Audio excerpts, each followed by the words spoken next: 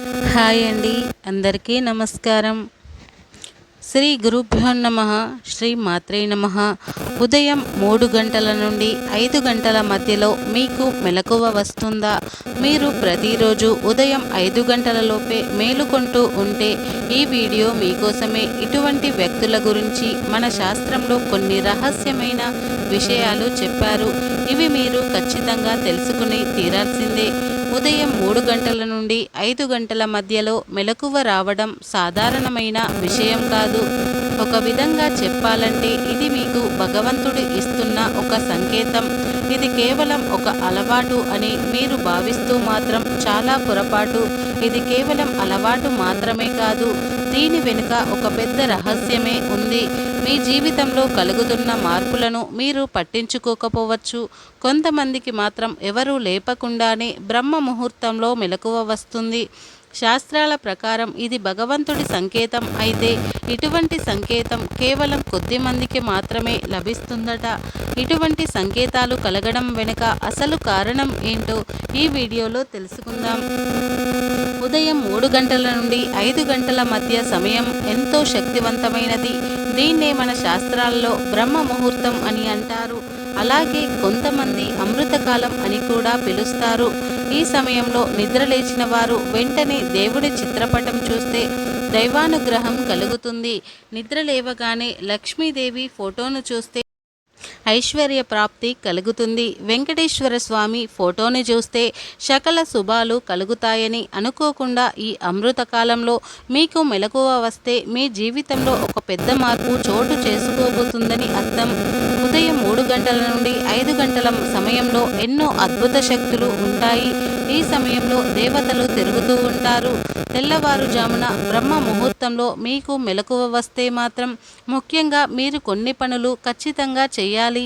హిందూ పురాణాల ప్రకారం ఉదయం నిద్రలేచిన వెంటనే మొట్టమొదటిగా చేయాల్సిన పని మన అరచేతులను చూసుకోవడం. మన అరచేతిలోనే లక్ష్మీదేవి కొలువై ఉంటుందట. కాబట్టి ఉదయం నిద్రలేవగానే అరచేతులను చూస్తూ ఒక మంత్రం ఖచ్చితంగా జపించాలి. ఆ మంత్రం ఏమిటంటే కరాగ్రే వసతే లక్ష్మి, కరమధ్య సరస్వతి, కరములేతు గోవింద, ప్రభాతే కరదర్శనం. ఉదయం 3 గంటల నుండి 5 మధ్యలో లేచేవారు ఈ మంత్రాన్ని మనసులో జపిస్తే మీకు దేవతల ఆశీస్సులు ఎల్లవేళలా ఉంటాయి. ముఖ్యంగా బ్రహ్మ ముహూర్త సమయంలో దేవతలను పూజించడం వల్ల కోరిన కోరికలు తప్పకుండా నెరవేరుతాయని పండితులు చెబుతున్నారు. ఈ సమయంలోనే దేవతలందరూ భూమిపై సంచరిస్తూ ఉంటారట. కాబట్టి ఈ సమయంలో మీ ఇంట్లోని పూజా గదిలో ఒక చిన్న దీపం వెలిగించినా సరే ముక్కోటి దేవతల ఆశీర్వాదాన్ని పొందవచ్చు. ఉదయం ఈ సమయంలో పూజ చేయలేని వారు ఓం నమఃశివాయ అనే మంత్రాన్ని 108 సార్లు జపిస్తే 1000 యాగాలు చేసినంత పుణ్యఫలం సిద్ధిస్తుందట. తులసి మొక్కలో లక్ష్మీదేవి కొలువై ఉంటుంది. కాబట్టి మీ ఇంట్లో కనుక తులసి మొక్క ఉంటే బ్రహ్మ ముహూర్తంలో ఉదయం లేవగానే స్నానం చేసి తులసి మొక్కకి నమస్కారం చేస్తే లక్ష్మీదేవి కటాక్షం కలిగి మీ జీవితంలో ధనరేఖ మెరుగుపడుతుంది. దీంతో మీరు త్వరలోనే కుబేరులు అయ్యే అవకాశం ఉంది. ముఖ్యంగా చదువుకునే విద్యార్థులు ఉదయం 5 గంటలలోపు గాయత్రి మంత్రం జపిస్తే మంచి విద్యాబుద్ధులు ప్రాప్తిస్తాయి. చదువులో ఎల్లప్పుడూ మొదటి స్థానంలో ఉంటారు.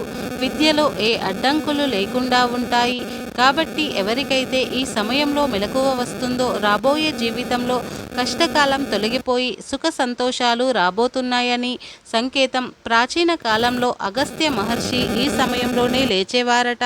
ఎంతోమంది మునులు మహర్షులు ఈ సమయంలోనే జపం చేసేవారు. ఎవరైతే బ్రహ్మ ముహూర్తంలో మేలుకుంటారో వాళ్ళు క్రమశిక్షణను పాటిస్తారు. వాళ్లకు ఎటువంటి రోగాలు రావు. సంపూర్ణ ఆరోగ్యంతో పాటు ప్రశాంతమైన జీవితాన్ని జీవిస్తారు. నిజాయితీగా బ్రతుకుతారు. బ్రహ్మ ముహూర్తంలో నిద్రలేచే వ్యక్తులకు రాగద్వేషాలు ఉండవు. ఎప్పుడూ పాజిటివ్గానే ఆలోచిస్తూ ఉంటారు. తెలివైన వ్యక్తులు సూర్యోదయానికి ముందే నిద్రలేస్తారు. తమ భాగస్వామి విషయంలో ఎంతో కూడా ప్రేమగా ఉంటారు. ఒకవేళ మీలో కూడా ఈ గుణాలన్నీ ఉన్నాయంటే మీకు కూడా ఖచ్చితంగా బ్రహ్మ ముహూర్తంలోనే మెలకువ వస్తుంది. ఏ ఇల్లాలు అయితే సూర్యోదయానికి ముందే ఇంటిని శుభ్రం చేసి ఇంటి ముందు చక్కగా ముగ్గులు వేస్తుందో ఆ ఇంట్లో లక్ష్మీదేవి స్థిర నివాసం ఉంటుంది. ఇటువంటి ఇళ్లలో కష్టాలు ఉండవు. ఎల్లప్పుడూ సుఖ సంతోషాలతో జీవిస్తారు. సూర్యోదయానికి ముందే లేచే వ్యక్తికి సూర్య భగవానుడి ఆశీర్వాదాలు ఉంటాయి. సూర్యుడి మొదటి కిరణం ఏ మనుషులనైతే తాకుతుందో ఆ మనుషుల జీవితంలో అడుగడుగునా అదృష్టం ఉంటుంది. మన వేదాలలో సూర్యకిరణాలను కామధేనువుతో పోలుస్తారు.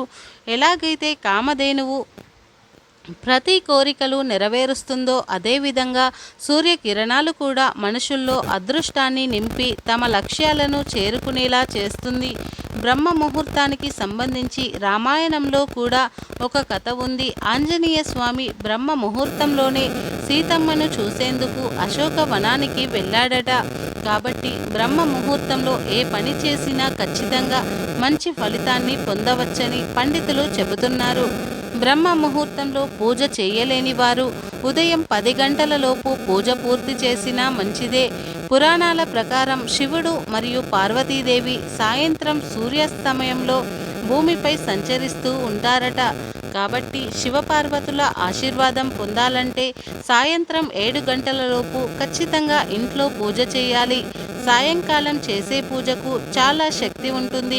నిద్ర లేచిన తర్వాత మంచం మీద నుంచి కాలు కిందకు పెట్టే ముందు భూమాతకు నమస్కరించాలి. ఎందుకంటే మనం చేసే పాపాలు అన్నింటినీ భూదేవి మోస్తుంది కనుక.